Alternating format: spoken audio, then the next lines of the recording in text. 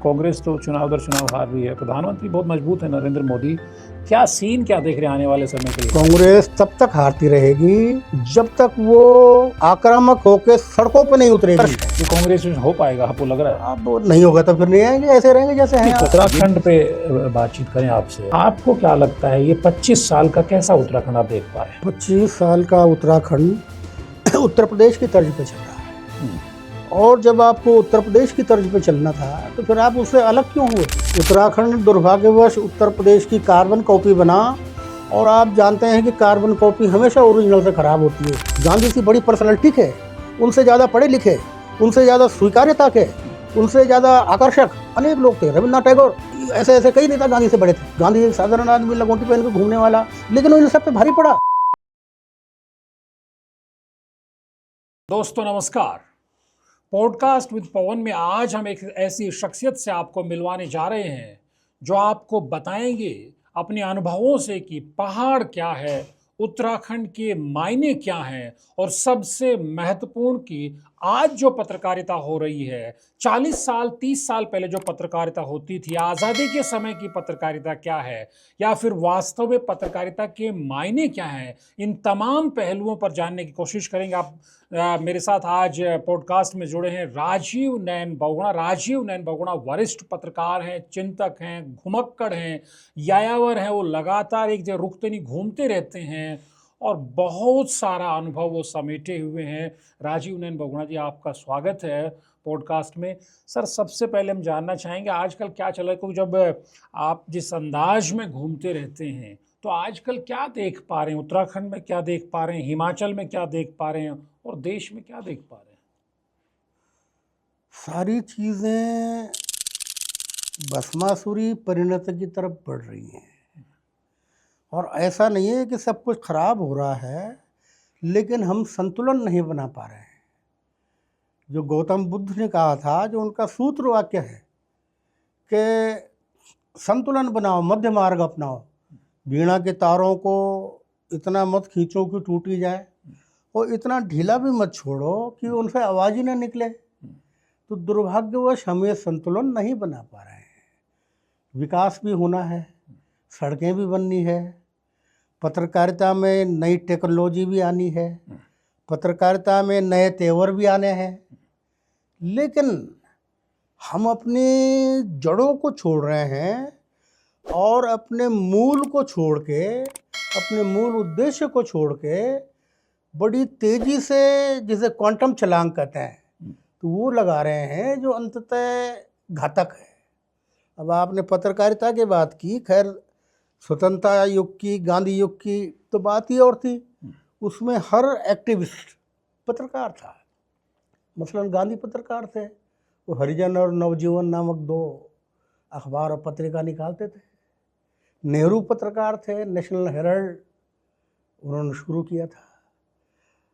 उधर गोपाल कृष्ण गोखले या तिलक, मुझे ध्यान नहीं आ रहा है, जो महाराष्ट्र का एक समय का बड़ा अखबार था, गाँव करी, तो वो उन्होंने शुरू किया था। तो हर एक्टिविस्ट, हर स्वाधीनता सेनानी पत्रकार था। मैं उत्तराखंड की बात करूं तो भैरव दत्त धूलिया, जिन्होंने कर्म भूमि शुरू किया, एक मंच दिया पूरे स्वाधीनता सेनानियों को, स्वाधीनता संग्राम को धार दी। श्रीदेव सुमन खुद पत्रकार थे, वो लिखते थे जगह जगह।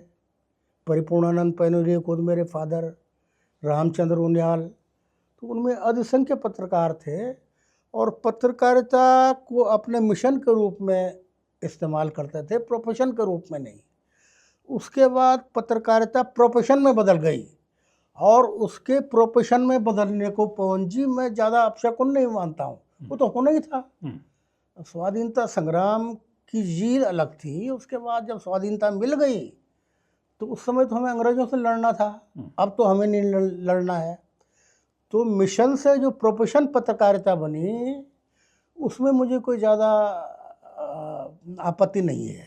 लेकिन ठीक है, आवश्यक था, लेकिन जो हम प्रोफेशनल की बजाय बाजारू हो गए तो वो घातक सिद्ध हुआ। लेकिन अभी चूंकि हम पत्रकारिता पे तो और भी बात करेंगे राजीव जी, अभी हाल में एक घटनाक्रम हुआ कि जो देश के उपराष्ट्रपति थे जगदीप धनखड़ जी, उनको अचानक इस्तीफा दे दिया, उनका मैं अस्वस्थ हूँ, जो भी कहानियाँ पीछे की निकल के आई, कुछ लोगों ने कहा कि साहब वो विपक्ष के साथ उनकी कुछ गलबैयाँ तेज होने लगी थी और सत्ता पक्ष को कुछ रास नहीं आया था, कुछ हाई कोर्ट के जज को हटाने को लेकर महाभियोग का मसला भी था। आपने राजस्थान में बहुत समय तक काम किया, कभी जगदीप धनखड़ से भी इनकाउंटर हुआ क्या किसी पत्रकारिता के जीवन में, या कभी घुमक्कड़ी के समय में? एमएलए थे वहाँ, हम कवर करने जाते थे विधानसभा में, कई बार साथ साथ बैठ के खाना खाते थे, वही कैंटीन में चाय पीते थे। उस समय कांग्रेस में थे तो एग्रेसिव तो उस समय भी थे।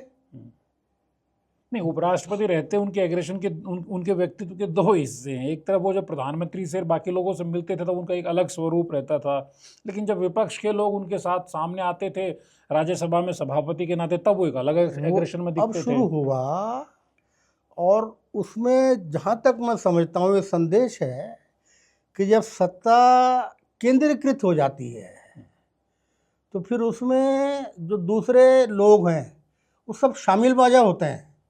फिर नेहरू से बड़ा राजनीतिक नेता अब तक कौन होगा?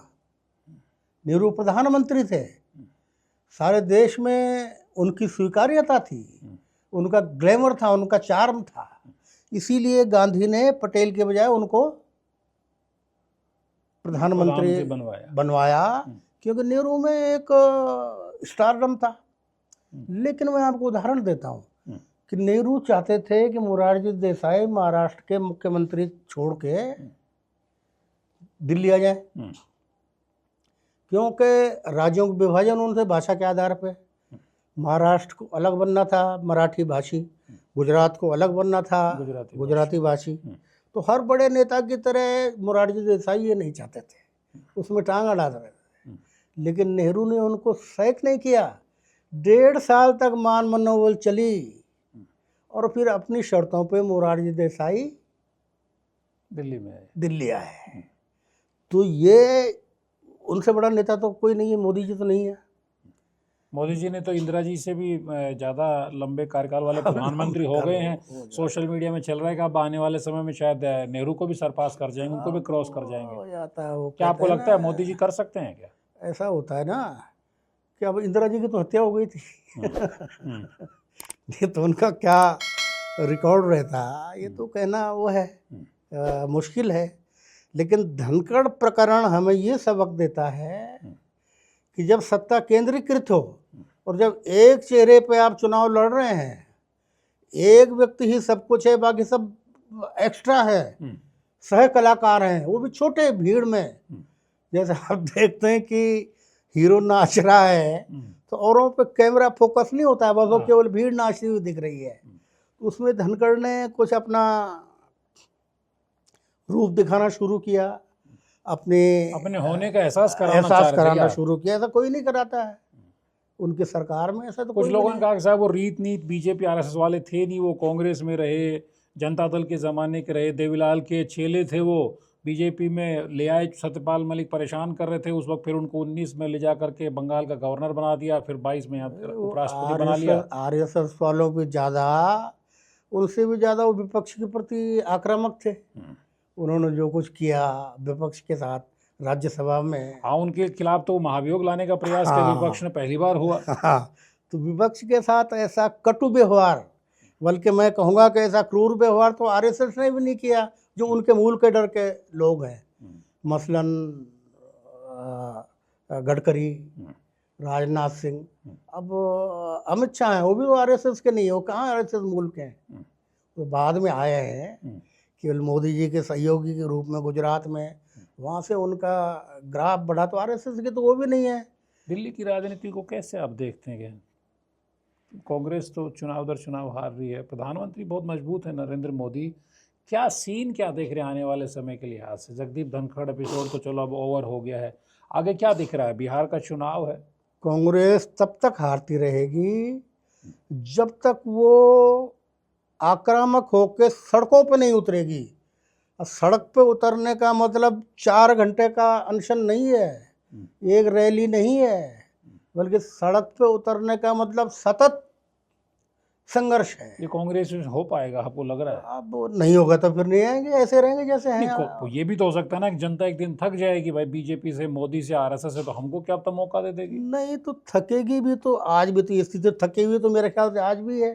नहीं, मौका तो नहीं मिल रहा ना, लेकिन विपक्ष और को वो तो। ये देखते हैं ना भाई विकल्प क्या है, अब वो तो सब हर तरह से मजबूत हैं। आपने तो बिहार में भी काम किया, लंबे समय तक आपने बिहार में काम किया, अच्छे पत्रकारिता का समय आपने वहाँ बिताया है। वहाँ लालू यादव के बेटे तेजस्वी यादव विपक्ष का चेहरे के तौर पर, महागठबंधन के चेहरे के तौर पर हैं। वहाँ तो चेहरे वाली बात नहीं, वहाँ तो उल्टा इस बार ऐसा हो रहा है कि नीतीश कुमार जी का स्वास्थ्य तो अब उस तरह का नहीं है। स्मृति को लेकर भी सवाल उठते रहते हैं, और भी बहुत सारे सवाल। क्या आपको लग रहा है बिहार में विपक्ष के लिए कुछ चांसेस हैं, या आपको लगता है जिस तरह से वहाँ इलेक्शन कमीशन ने जो एक सघन जांच पड़ताल का जो अभियान शुरू किया, उसके बाद उस पर बवाल भी मचा, सुप्रीम कोर्ट का दखल भी आया, गुंजाइश वहाँ विपक्ष के लिए है, या आपको लगता है कि नीतीश और एनडीए यानी बीजेपी फिर रिपीट करेगी? अगर चुनाव आयोग अनावश्यक हस्तक्षेप कर रहा है तो उसका मुकाबला करेगा कौन? आप या मैं करेंगे? उसका मुकाबला तो उन्हीं को करना है जिनको वहाँ सीएम बनना है, या जो वहाँ का विपक्ष है, मुकाबला तो उन्हीं को करना है, और नहीं कर पा रहे हैं क्योंकि उन पे समय नहीं है, और लग्जरी राजनीतिक जीवन जी रहे हैं। मैं आपको बताऊं, आप बिहार की बात आपने की, तो लालू के पास तो गाड़ी नहीं थी उस समय, एक जीप कहीं से लाए थे, खटारा उस पर चलते थे। कर्पूरी ठाकुर के पास तो वो भी नहीं थी। और उत्तराखंड में राज्य बनने से पहले यहाँ के राजा साहब को छोड़ के, मानवेंद्र सिंह जी शाह को छोड़ के, तो वो राजा थे, उन पे अपने संसाधन थे, तो अपनी जोंगा से चलते थे।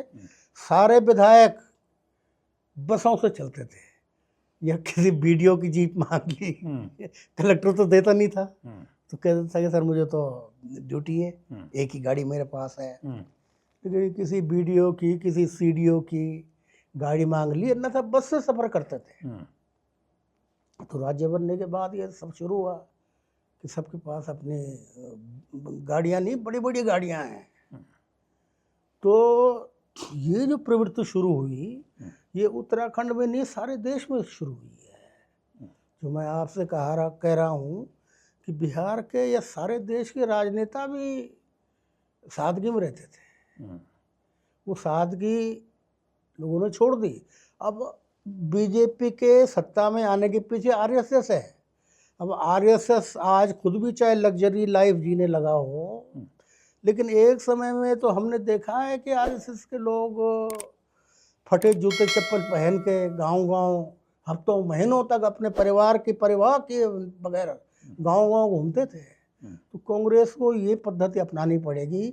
सबसे पहले कांग्रेस का नाम मैं इसलिए ले रहा हूँ कि सबसे बड़ा विपक्षी दल है, तो सबसे पहले कांग्रेस को अपना मूल कैडर खड़ा करना पड़ेगा।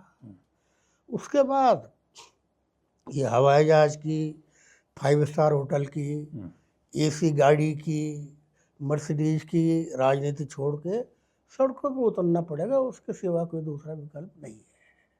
लेकिन केजरीवाल भी चलते बने, वो भी नहीं लड़ पाए दिल्ली में बीजेपी से। तो जिस अंदाज में मोदी और अमित शाह मेहनत करते हैं, मोदी का चेहरा अमित शाह की रणनीति, उन्हें कहा जाता है वो राजनीति के, मौजूदा राजनीति के चाणक्य हैं, और ग्राउंड पे जिस तरह से आरएसएस और बीजेपी का काडर काम करता है, उसके मुकाबले में केजरीवाल नहीं टिक पाए। तेजस्वी यादव या कांग्रेस बिहार में क्या टिकेंगे? केजरीवाल की विडंबना ये रही कि जब सत्ता में आए थे तो बिल्कुल वाजिब आए थे। आप याद कीजिए कि लोगों के घरों में जहाँ बिजली विभाग ने बिल ना देने के कारण जो फर्जी बिल होते थे वो नहीं दिए आपने। आपको 500 की जगह 10,000 का बिल भेज दिया, आपने नहीं दिए, उनके कनेक्शन काट दिए। तो केजरीवाल खुद टेक्नीशियन है, तो उसने वो जमोरा और छेनी हथौड़ा लगे खुद वो कनेक्शन लगाया, याद होगा। ऐसे फोटो आई शुरू में उनकी। और कितनी बार वो घसीटा गया, कितनी बार वो पिटा है। तो राहुल गांधी ने ऐसा कब किया मुझे बताइए? नहीं, राहुल गांधी भी अगर हमले करें सत्ता पक्ष पे, प्रधानमंत्री मोदी पे, तो राहुल से बड़े हमले तो कोई करते नहीं है। ये तो मौखिक हमले से बात नहीं बनेगी ना, जो मैं कर रहा हूँ कि मौखिक हमले से बात नहीं बनेगी। मौखिक हमले तो ठीक है, मौखिक हमले भी होने चाहिए, लेकिन व्यवहारिक हमले भी होने चाहिए। आपको अपना चरित्र प्रदर्शित करना होगा। जो गांधी का युग था, तो उस समय भारत में गांधी सी बड़ी पर्सनालिटी के, उनसे ज़्यादा पढ़े लिखे, उनसे ज़्यादा स्वीकार्यता के, उनसे ज़्यादा आकर्षक अनेक लोग थे। रविन्द्रनाथ टैगोर, मैं आपको याद दिला रहा हूँ, गोपाल कृष्ण गोखले, बाल गंगाधर तिलक, ऐसे ऐसे कई नेता गांधी से बड़े थे, मोतीलाल नेहरू। और दुनिया में देखिए कि वो एक ऐसा युग था कि सारे बड़े पर्सनालिटीज उसी समय दुनिया में पैदा हुए। Hitler, Mao Tse Tung, Winston Churchill, Charlie Chaplin, Lenin, ये सारे लोग उसी समय उसी युग के हैं, गांधी के समकालीन हैं। और ये सारे लोग अपने अपने ढंग के दिग्गज थे।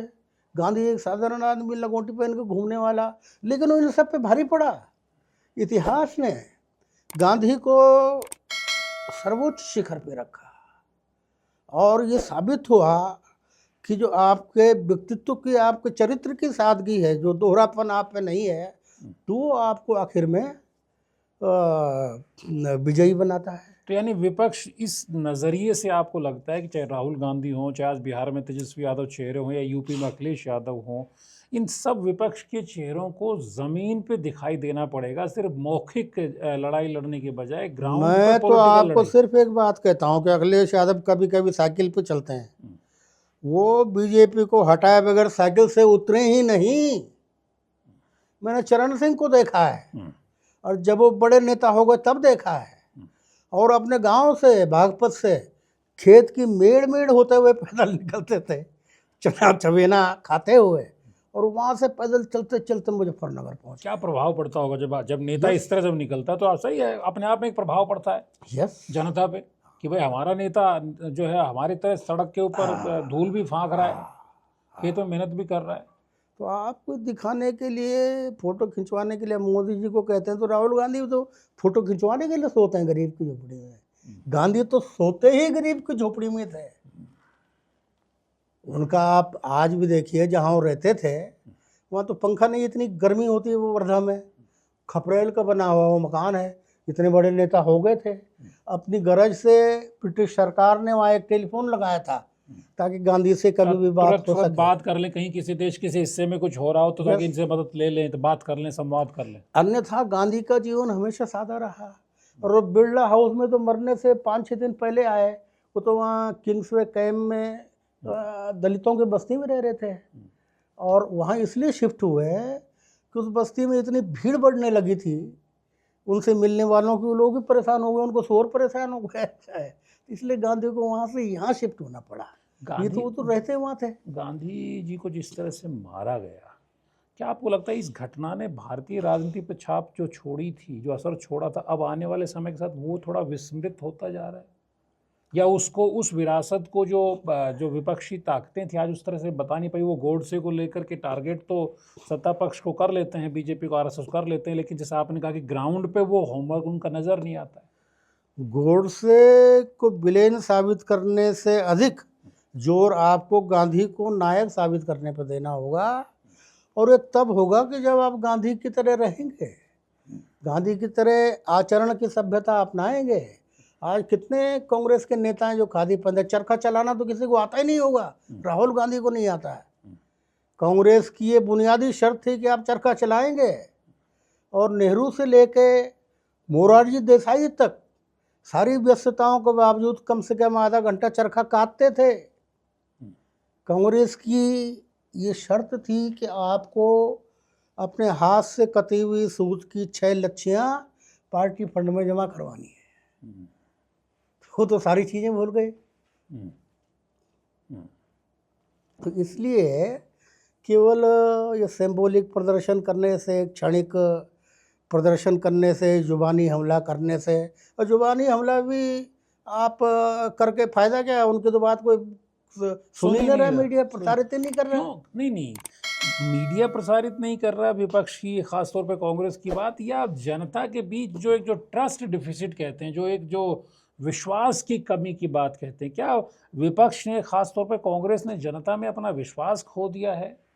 पवन जी, वो ट्रस्ट तभी पुनर्स्थापित होगा कि मैं बार बार कह रहा हूँ कि जब आप आचरण की सभ्यता लागू करेंगे।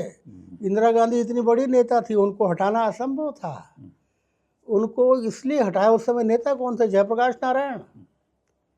क्या उनका सादगी भरा जीवन था। मैं जब बिहार में गया तो 1.5 साल उन्हीं के घर में रहा, तब तक उनका निधन हो गया था, लेकिन 1.5 साल उन्हीं के घर में रहा। आप उनके देखिए, एक तख्त पड़ा हुआ, एक पानी की सुराही, और वो रेल से सफ़र करते थे, जहाज से कभी ज़रूरत पड़ गई तो किया। ये तो गांव गांव घूमते थे। नक्सलियों के बीच जब वहाँ धमकी दी उन्होंने, नक्सलियों ने, कि हम यहाँ सर्वोदय के जो भूदान के कार्यकर्ता उनको मार डालेंगे, तो निडर होकर वहाँ जयप्रकाश नारायण घुस गए। या और भी जो पॉलिटिकल लीडर्स हैं, जॉर्ज फर्नांडीज, तो आप उनको देखिए, कोई मिनिस्टर बनने के बाद भी बिना प्रेस किए हुए कुर्ता पहनता था, अपने कपड़े खुद धोता था, और उसने गनर कभी रखा ही नहीं। कभी गनर रखा ही नहीं। अब तो लोग गनर पहाड़ पे लेके चढ़ते हैं, शान समझते हैं। शौक शान से। तो उस समय ऐसे नेता थे, इसलिए इंदिरा गांधी को हटाया जा सका, नहीं तो नहीं हटा सकते थे। जैसे अभी मोदी जी हैं, तो वो भी बनी रहती है अनंत काल तक। जो मुझे डर है कि मोदी जी अनंत काल तक ना बने रहे। नेहरू वाला भी कार्यकाल, कार्यकाल से भी लंबा कार्यकाल हो सकता है, रह सकते हैं। तो जब तक जिस तरह का विपक्ष आज है, अगर ऐसे ही रहा तो जो आप बोल रहे हैं उसको आप दिखाएंगे ही नहीं जब तक प्रदर्शित करके, तो तब तक बात नहीं बनेगी। ये जो आरएसएस प्रमुख मोहन भागवत अक्सर कहते थे 75 पार का, जो 75 की आयु का जो उसके पार जाने के बाद का वो जो इशारा करते हैं, वो किन के लिए इशारा करते रहते हैं? बड़ा पॉलिटिकली कॉरिडोर्स में, मोदी जी ने ये बात लागू की थी, आचार संहिता उन्होंने खुद लागू की थी। अब किसके लिए कहा वो तो जाहिर है, लेकिन वे अपनी बात से पलट गए ना तुरंत ही। क्योंकि जो मैं आपसे कहता हूँ कि केंद्रित सत्ता हमेशा घातक होती है। एक व्यक्ति की सत्ता वो तानाशाह की सत्ता है। और पुराने समय में बादशाह या सम्राट पीर फकीरों के, ऋषि मुनियों की कुटिया पर जाते थे, और जब ऋषि मुनि राजाओं की, बादशाहों की, सम्राटों की कुटिया पे आने लगे तो उनका तेज हरण हो गया, तब राजा निरंकुश हो गए। अब मैं आपको अभी हाल का उदाहरण दे रहा हूँ, विनोबा भावे, वो गांधी के पहले उत्तराधिकारी थे। गांधी ने घोषित किया था कि मेरा पहला शिष्य विनोबा है, इसलिए जो 42 का सत्याग्रह हुआ था उसमें पहला सत्याग्रह ही, व्यक्तिगत सत्याग्रही विनोबा को उन्होंने चयन किया। अब वो भी वहाँ गांधी की तरह वहीं पड़ा रहा, तो दिल्ली जीवन में 2-3 बार आया होगा। गांधी के मरने पे नहीं आया, आप और बात छोड़िए। गांधी जब अपना आखिरी उपवास कर रहे थे 21 दिन का, उसमें मरणासन हो गए, चिंता फैल गई, सारे नेता पूरे देश से दिल्ली में इकट्ठा हो गए, तो फिर किसी ने सलाह दी कि विनोबा को खबर करो, वो आके मनाएंगे। तो विनोबा से जाके कहा कि आप दिल्ली चलिए, स्थिति गंभीर है। तो विनोबा ने कहा कि क्या गांधी जी ने ऐसा कहा कि मैं आऊँ? तो कहा तो नहीं है, कहा तो नहीं है, फिर मैं क्यों जाऊँ? तो इंदिरा गांधी या इवन मोरारजी देसाई तक सारे प्रधानमंत्री वहाँ जाते थे जब तक वो जीवित रहे। वो तो कभी दिल्ली आए ही नहीं, उसमें रेस कोर्स में या नॉर्थ ब्लॉक, साउथ ब्लॉक में कभी नहीं आए विनोबा। हवाई जहाज में कभी नहीं चढ़े, कभी विदेश नहीं गए। एक बार विदेश गए, बांग्लादेश पैदल चल के बगैर पासपोर्ट वीजा के, जमीन बांटते हुए, क्योंकि नॉर्थ ईस्ट में थे और नॉर्थ ईस्ट से रास्ता लौटता था बांग्लादेश होके, मतलब पूर्वी पाकिस्तान था उस समय वो। तो वहाँ निकल गए, पाकिस्तान की सरकार ने कहा कि आने दो, कोई दिक्कत नहीं है। तो ये आचरण उस समय के लोगों का था। अभी कोई ऐसा तपस्वी की ऋषि भी तो नहीं है सत्ता के समांतर जो आरएसएस के प्रमुख हुआ करते थे, जैसे भी मोहन भागवत हैं, तो वो अपनी बात पे उनको कायम रहना चाहिए था। क्योंकि ऋषि मुनियों का, मैं ऋषि मुनि की श्रेणी देता हूँ, चाहे वो जैसे भी ऋषि हैं, शराब देने वाले ऋषि हैं, विध्वंसक ऋषि हैं, लेकिन उनको भी मैं उसी श्रेणी में रखता हूँ कि वे बड़े संगठन के प्रमुख हैं और सत्ता का कभी लालच नहीं किया, सत्ता से हमेशा दूर रहे, लेकिन जब कह दिया तो अपनी बात पे कायम रहना चाहिए था। कहाँ कायम रह पाए, तो ये अपनी बात से पलट गए। राजीव जी, अगर उत्तराखंड पे बातचीत करें आपसे बेहतर उत्तराखंड के बारे में कौन बता सकती है 2.5 दशक का 25 साल का उत्तराखंड, एक तरफ हम कह रहे हैं सशक्त उत्तराखंड, उत्कृष्ट उत्तराखंड, उभरता उत्तराखंड, आपको क्या लगता है ये 25 साल का कैसा उत्तराखंड आप देख पा रहे हैं? 25 साल का उत्तराखंड उत्तर प्रदेश की तर्ज पे चल रहा है। और जब आपको उत्तर प्रदेश की तर्ज पे चलना था तो फिर आप उससे अलग क्यों हुए? उत्तराखंड दुर्भाग्यवश उत्तर प्रदेश की कार्बन कॉपी बना, और आप जानते हैं कि कार्बन कॉपी हमेशा ओरिजिनल से ख़राब होती है। तो उत्तर प्रदेश की जो दशा है आप देख ही रहे हैं, आए दिन नरसंहार, आए दिन रेप। तो कैसे कैसे ये हम कह कैसे रहे हैं? वो तो सामने दिख रहा है कि उत्तर प्रदेश में जो हो रहा है। नहीं, हमारे यहाँ हम कैसे उत्तर प्रदेश की कार्बन कॉपी बनते जा रहे हैं? राजनीतिक हम लिहाज ऐसे से बने कि या उत्तर विकास प्रदेश के मॉडल के लिहाज से? हाँ, विकास के मॉडल के लिहाज से अब उत्तर प्रदेश पूरा मैदानी प्रदेश है। उत्तराखंड अधिकांश पर्वतीय क्षेत्र। पर्वतीय क्षेत्र है। तो आप विकास का वो मॉडल यहाँ अपना रहे हैं। आप क्यों वो सड़क बना रहे हैं कई कई मीटर की? अब तो बद्रीनाथ केदारनाथ तक सुरंग ले जाने की, टनल बनाने की बात भी आ रही है। अब आप देखिए कि 6 महीने जो शंकराचार्य ने व्यवस्था दी थी कि चारों धाम 6 महीने बंद रहेंगे, इसका अर्थ ये कि उस समय प्रकृति को और भगवान को विश्राम करना है, आप उनको रेस्ट दीजिए। अब आप कल्पना कीजिए कि जब वहाँ कई कई फीट बर्फ रहती है, उसी समय आपके जो बुग्याल हैं, कई वनस्पतियाँ हैं, वो उस समय उस बर्फ़ की चादर के भीतर आराम करती हैं और फिर जाग उठती हैं। आपके यारसो गुम्बा जैसे कीड़ा जड़ी कहते हैं, ये सब बर्फ़ के कारण है कि 6 महीने बर्फ़ में धरती को और भगवान को बर्फ़ की ठंडी चादर के नीचे सोना जरूरी है। लेकिन आप कल्पना कीजिए कि जब 12 महीने वहाँ गाड़ियों की रेलम पेल रहेगी तो फिर उसके परिणाम क्या होंगे? पहले ही नदियों की हालत पतली हो रही है, ग्लेशियर सिकुड़ रहे हैं, और जब आप जाड़े के दिनों में भी बर्फ़ को रौंदेंगे तो वो तो विध्वंस का ही कारण है। तो हम तो टूरिज्म प्रदेश बनना चाह रहे थे, इसलिए हम लोगों को अधिक से अधिक लोगों को बुला रहे हैं कि आप 4 धाम में आइए, कावड़ में आइए, हिल स्टेशनों पे आइए, घूमने के लिए आइए, छुट्टियों में आइए, वेडिंग डेस्टिनेशन, यही शादियां वगैरह करने के लिए आइए। पहली बात यह है कि कांवड़ सबसे बड़ा यहाँ का तथाकथित पर्यटन इवेंट है, और कांवड़ से हमें क्या मिलता है सब देख रहे हैं, आप भी देख रहे हैं, मैं भी देख रहा हूँ उस कांवड़ से।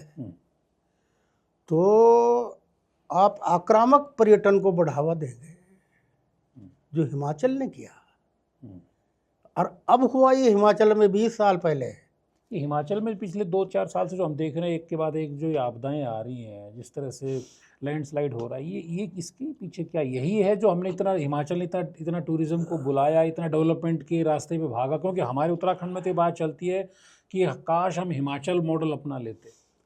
अब हिमाचल मॉडल अगर अपनाना है अंधा होके, तो फिर जो हिमाचल में आपदाएं आ रही हैं उत्तराखंड से कम 100 गुना ज़्यादा।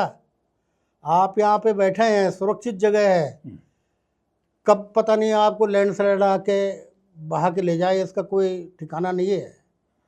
आपको जहाँ पे आपका घर है वहाँ पीछे जंगल है, अच्छा आप सोच रहे हैं कि मैं सुरक्षित हूँ, लेकिन उससे 4 किलोमीटर आपने सेब के लिए सारे जंगल काट दिए।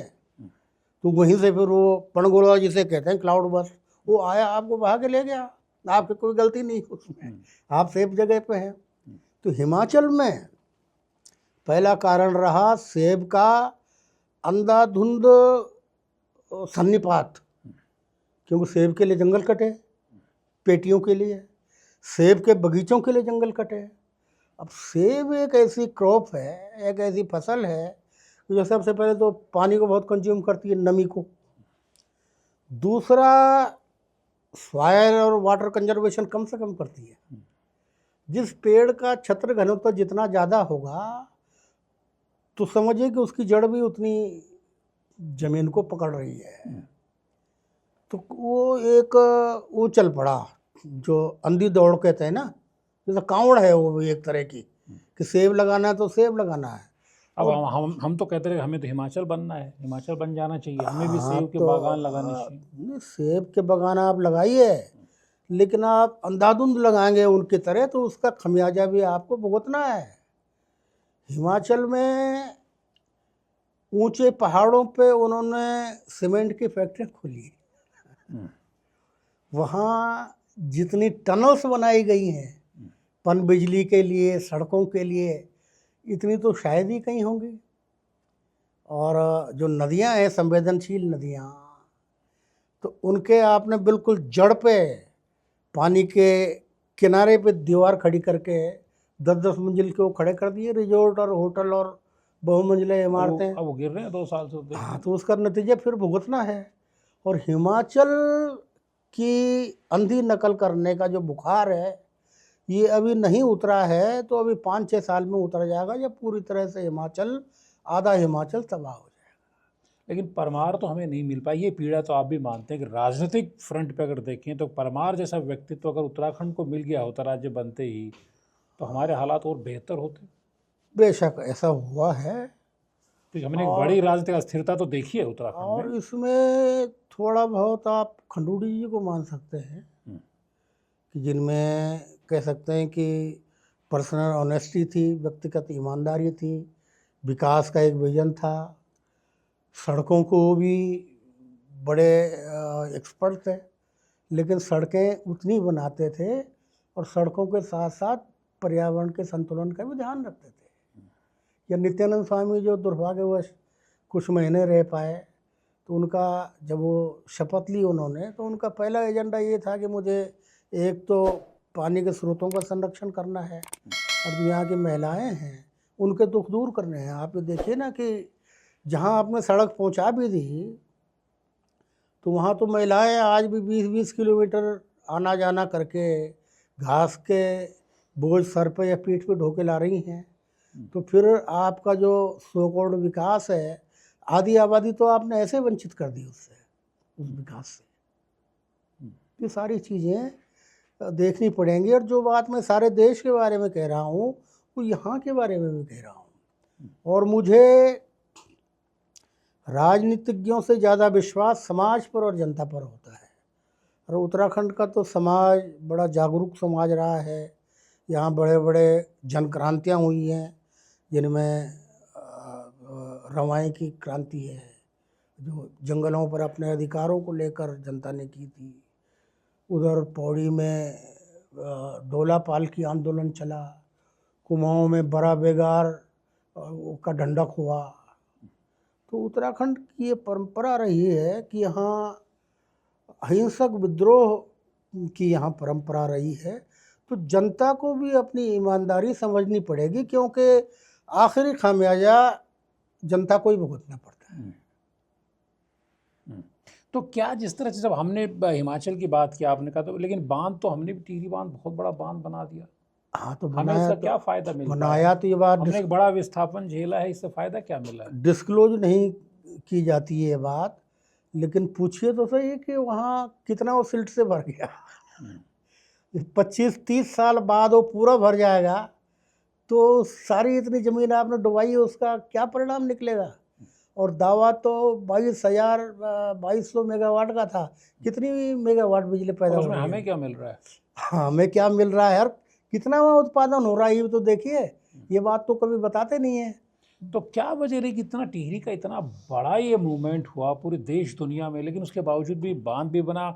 और देखा जाए तो कुछ लोग कहते भी हैं कि जो पहला एक तरह से सरकार समर्थित पलायन था, कि आपने कहा कि देहरादून ऋषिकेश में आप बस जी, वहाँ से आपने जो विस्थापन किया, वहाँ से फिर आज हम पलायन की इतनी बड़ी पीड़ा को झेल रहे हैं, गाँव के गाँव खाली हो रहे हैं। जनता का जो क्षणभंगुर लालच है वो इसका कारण रहा कि उन्हें लगा कि हमें देहरादून, हरिद्वार, ऋषिकेश, जॉलीग्रांट में प्लॉट मिल रहे हैं, नकदी मिल रही है, हमें वहाँ सुविधाएं मिलेगी।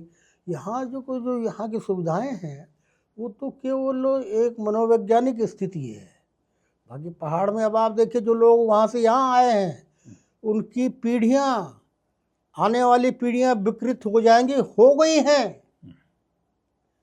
जब सांस्कृतिक रूप से कोई आदमी विस्थापित हो जाता है, मैं तो ये कहता हूँ कि भौतिक रूप से विस्थापन से ज़्यादा सांस्कृतिक विस्थापन है। तो अपनी सांस्कृतिक जड़ों से आप कट गए। आपके देवी देवता, आपके तीज त्यौहार, आपका खान पान आपसे छूट गया, तो वो जो विकृति आई है उसका परिणाम दिख रहा है और दिखेगा अभी, भविष्य में और दिखेगा। लेकिन राजीव जी, चूँकि आप ने पत्रकारिता में चाहे राजस्थान हो, चाहे बिहार हो, देश के कई हिस्सों में आपने कई दशक तक काम किया, जो मौजूदा दौर की पत्रकारिता है इसमें और जो आपकी दौर की पत्रकारिता थी उसमें क्या कुछ अंतर महसूस करते हैं तकनीकी बदलावों के अलावा? हमने जब शुरू की थी पत्रकारिता, मैंने 84 में नवभारत टाइम्स के सब एडिटर की परीक्षा दी थी।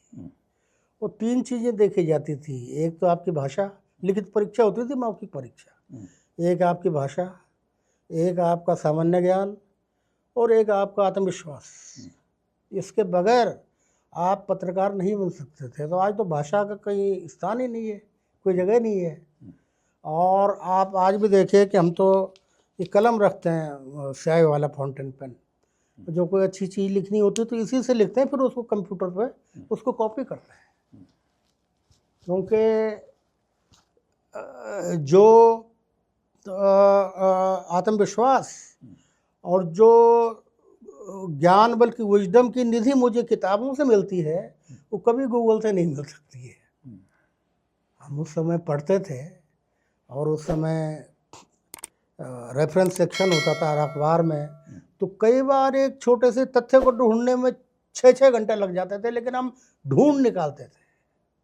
और जो जितना अध्ययनशील पत्रकार होता था वो उतना ही फायदे में रहता था। राजेंद्र माथुर, प्रभार जोशी, क्या इनका कारण है? बहुत पढ़े लिखे थे। आज तो जो पत्रकारिता होती है तो अगर आप प्रिंट के हैं तो आप फ़ोन पे जानकारी ले लेंगे, खबर लिख देंगे, शायद ऑफिस से जाने की ज़रूरत नहीं है। टीवी से हैं तो आप गए, मुख्यमंत्री, मंत्री, नेता के, विपक्ष के, सबकी अपने बाइटें ले ली, खबर होगी। आपके समय में ऐसे होता था क्या?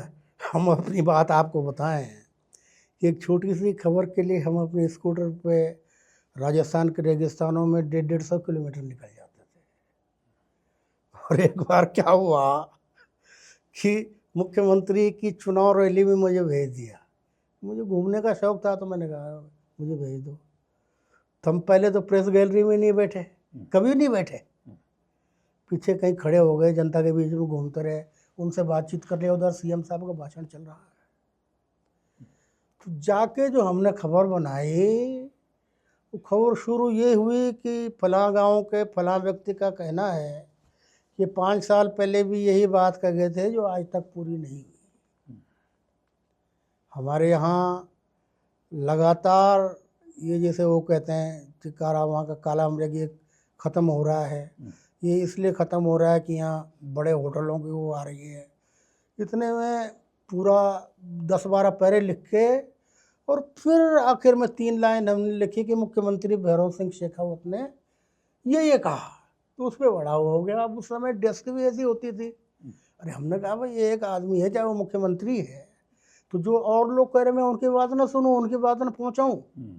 तो फिर उस समय डेस्क भी ऐसी होती थी, संवेदनशील थी, वो तथ्य को समझे कि चलो, लेकिन मुख्यमंत्री ने कहा भाई इससे मेरे यहाँ मत भेजना कोई मेरे कवरेज में। अच्छा, आजकल के जो युवा पत्रकारों को राजीव नयन बहुगुणा क्या कहना चाहेंगे? जो आजकल के जो बच्चे हैं, जो मेहनत भी कर रहे हैं, आप वैसे संपादक भी तो नहीं रहे ना राजीव जी, आप संपादक तो है ही नहीं अब भाई। हमारे समय में संपादक के चैम्बर में अखबार का मालिक खुद चल के आता था, ये तो मैंने खुद देखा है। राजेंद्र माथुर के कमरे में मैंने कई बार अशोक जैन को आते देखा है, वो कभी संबंध नहीं करते। तो अब तो संपादक है ही नहीं असल में, जो संपादक है वो डमी है, अब तो संपादक ही नहीं है। तो उस समय संपादक की सत्ता सर्वोच्च होती थी, बाकी सब पीछे रहते थे। सारे टेक्नीशियन, अखबार का मालिक, सब संपादक के पीछे, आगे आगे संपादक उसका लीडर होता था अपने मीडिया का, उसकी मर्जी चलेगी, वो दिशा तय करेगा। ज़्यादा से ज़्यादा ये है कि अगर वो ज़्यादा ही उसकी रीति नीति पसंद नहीं आ रहे एडिटर की, तो रिक्वेस्ट करते थे सर ये हमें नुकसान हो रहा है तो आप चले जाइए, तो चला जाता थे खुशी खुशी, लेकिन अपनी टेक नहीं छोड़ते थे। कभी ये नहीं कि वो जाके उनके तलवे चाट रहे हैं, उनकी खुशामद कर रहे हैं, कोई मतलब ही नहीं था। तो क्या आप कुछ देखते हैं, इस ये तकनीक तो बहुत आ गई है, कहीं भी कुछ भी घटना होती है तुरंत आपको सोशल मीडिया में मिल जाती है, क्या आपको आने वाले समय में नहीं, 5-10 साल में पत्रकारिता का क्या स्वरूप क्या दिखाई दे रहा है? इसको मैं शुभ संकेत मानता हूँ। हम्म, और आज के बच्चे तकनीकी रूप से जितने समृद्ध है उतने हम तो नहीं है, कुछ भी नहीं है उनके सामने। उनके 10% भी नहीं है, हमें फ़ोन भी हैंग हो जाता है। तो इसके लिए किसी नए लड़के के पास जाते हैं या उसको बुला लेते हैं, फिर उस समस्या को सॉल्व करते हैं। तो तकनीक का आना बुरा नहीं है, तकनीक का आना शुभ संकेत है। लेकिन जो पत्रकार हैं वो एक तो पढ़ना शुरू करें, जितना हो सके उतना अध्ययन करें किताब का, गूगल का नहीं, गूगल भी देखें। गूगल का ये नहीं कि गूगल कोई भूत प्रेत है, वो भी देखें, लेकिन किताब पढ़ना शुरू करें और घूमना शुरू करें, अपनी आंखों से देखना शुरू करें। आप तो कश्मीर से कोहिमा तक आप तो घूमे पूरे देश में, कभी नंदा राजजात और इस तरह का अनुभव भी रहा, फिर नंदा राजजात भी आने वाली है, तो क्या आपको अनुभव रहा इस तरह पहाड़ में घूमे, तो इस तरह का कोई अनुभव हो रहा हो? मुझे संतोष है कि नंदा राज जात के समय जो हुई थी 2011 में, कभी 25 एक साल पहले, शायद 25 साल पुरानी हो गई, बात की थी, कब की थी, जब वहाँ एकदम जानवरों की तरह हजारों लाखों लोग चढ़ गए थे, तो उसका एक तबके में विरोध भी हुआ। इतनी संवेदनशील जगहों पे आप आ रहे हैं, उन झीलों पे, उन ग्लेशियरों पे आप कूड़ा फेंक रहे हैं, जिसमें 100 साल पुरानी लाश कल मिली है, आपने देखा एवरेस्ट पे, एवरेस्ट के रास्ते पे कल वो मिली है, तो कभी नष्ट हो ही नहीं सकता है वहाँ उस एल्टीट्यूड पे। तो वहाँ पे धमा चौकड़ी मचा रहे हैं। तो नंदा राजजात अब संतुलित हो गई है और इसे और अधिक संतुलित करने की ज़रूरत है। वो कोई पर्यटन नहीं है, बल्कि स्थानीय लोगों की एक परंपरा है। तो उसको परंपरा के तौर पे ही लिया जाना चाहिए, उसको हमें कावड़ यात्रा नहीं बना हाँ, उसी रूप में मनाया जाए। ज़्यादा ज़्यादा 22, 24, 25 लोग जाते थे नंदा राज जात में, चुपचाप अपना वापस आ जाते थे।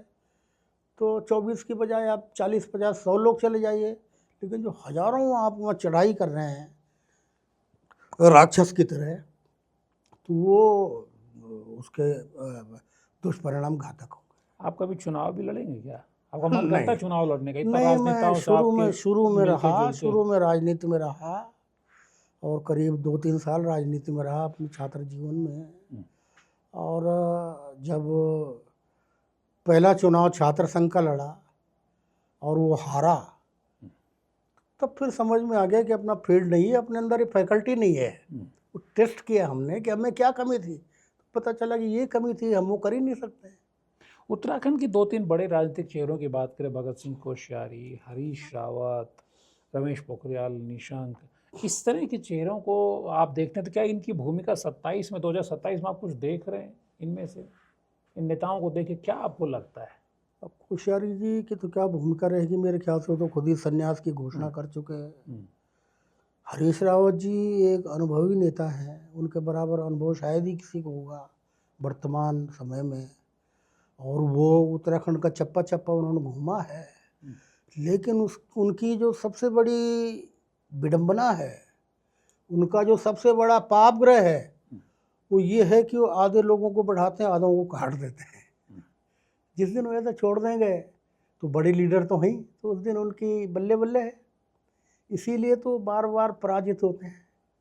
कई बार वो इतने चुनाव जो हारे हैं, उसकी वजह यही है। और बाकी निशंक भी ऊर्जावान हैं, कल्पनाशील हैं, महत्वाकांक्षी हैं और उनमें त्वरा है। अब वो कितना उनको महत्व देते हैं उनकी पार्टी के लोग, ये दूसरी बात है। लेकिन वो निशंक की जो कमियां वो खुद ही जानते हैं, अब ये बोलने से क्या फ़ायदा है। मुख्यमंत्री पुष्कर सिंह धामी को आप देखते हैं तो क्या, कोई लोग उन्हें धाकड़ धामी कह रहे हैं, कोई कहते हैं बहुत ही सादगी से मिलते हैं, मिलते जुलते हैं लोगों से, युवा नेता हैं, बहुत संभावनाशील हैं, आप क्या देखते हैं इस तरह? वो बिल्कुल मैं आपकी बात से सहमत हूँ। मिलनसार भी हैं, हंसमुख भी हैं, सौम्य भी हैं। लेकिन धामी को 3-4 चीज़ों पर रोक लगानी पड़ेगी। क्या? सबसे पहले तो खनन जो हो रहा है नदियों का, ये बहुत घातक है। ये जगह जगह नदियों को खोद रहे हैं और आप कभी रात को जाएंगे 11 बजे तो नदियों में वो जेसीबी का पंजा नदी को खोद रहा है। सुबह 5 बजे जेसीबी वहाँ उतर गई नदी में। ये उत्तराखंड के लिए भविष्य में घातक सिद्ध होने वाला है और आप वहाँ खोद क्यों रहे हैं? कंस्ट्रक्शन के लिए। तो फिर कंस्ट्रक्शन पे भी आपको लगाम लगानी है। आप इतना अंधाधुंध कंस्ट्रक्शन कर क्यों रहे हैं? आप नक्शे पास मत कीजिए। आप यहाँ तक कि गांव में भी इस बात का विजिल रखिए कि वहाँ भी ज़रूरत के मुताबिक बड़ा मकान बने, अनावश्यक बड़ा मकान ना बने। और ये सड़कें जो आप बना रहे हैं अनावश्यक रूप से चौड़ी, पुल बना रहे हैं आप खाम खा के, जिस नदी पे 20 साल से पानी नहीं है वहाँ आपने पुल बना दिया।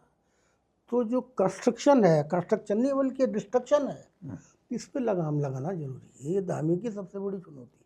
आप जब अक्सर आप पहाड़ की तरफ चलते रहते हैं, आप लिखते भी हैं, हम सोशल मीडिया में पढ़ते हैं, पहाड़ आपको बुलाता है। जब पहाड़ की तरफ जाते हैं तो क्या वजह रहे? सब लोग तो भाई बड़े बड़े शहर में, हम दिल्ली में रहे, देहरादून में रहे, वहाँ घूमे, बड़े नेताओं से मिले, बड़े अफसरान से मिले, बड़े धन्ना सेठों से मिले।